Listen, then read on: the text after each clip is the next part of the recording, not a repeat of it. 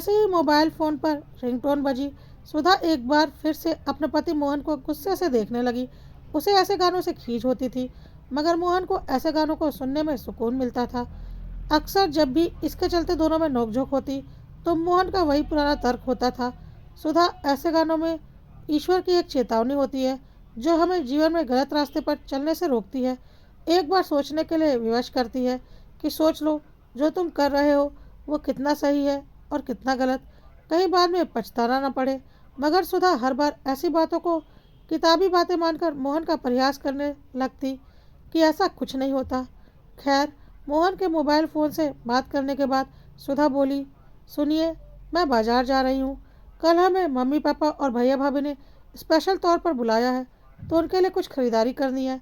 कहकर सुधा बाजार पहुंची, जहां अपने भाई के बच्चों और मम्मी पापा के लिए कुछ कपड़े खरीदे।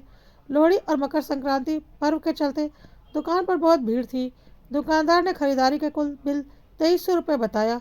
सुधा ने पर्स से 500 के 5 नोट दुकानदार की ओर बढ़ाए, मगर अत्यधिक ग्राहकों के चलते दुकानदार ने वापसी में 100 के 2 नोटों की जगह 500 के 2 नोट सुधा की ओर बढ़ा दिए। सुधा ने जब देखा तो खुशी से उछल पड़ी और चुपचाप दोनों नोटों को जल्दी से पर्स में डालकर वहां से तेजी से निकल गई। घर पहुंचकर वह अपने आप पर खुश हो रही थी और सोचने लगी, देखा, मैं ना कहती थी कुछ नहीं होता। और ये, खैर अगली शाम उन्हें जाना था, तो समय से स्टेशन निकल गए। पूरी रात का ट्रेन का सफ़र तय करना था।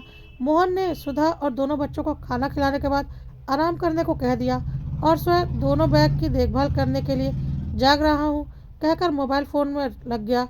तकरीबन 2 बजे सुधा उठी और बोली, सुनिए, अब आप आराम कर लीजिए, सफ़र 2 घंटे का ही बचा है, मैं जाग रही हूँ। ठीक है, कहकर मोहन सो गया। पता नहीं कब दोनों ने बच्चे को थपथपाते हुए सुधा को भी झपकी लग गई। अचानक ट्रेन के झटके से चलने की आवाज़ से वह चौंक कर उठी। देखा, ट्रेन धीरे धीरे रफ्तार पकड़कर स्टेशन छोड़ रही थी। अचानक उसकी नज़र बाहर एक व्यक्ति की ओर गई।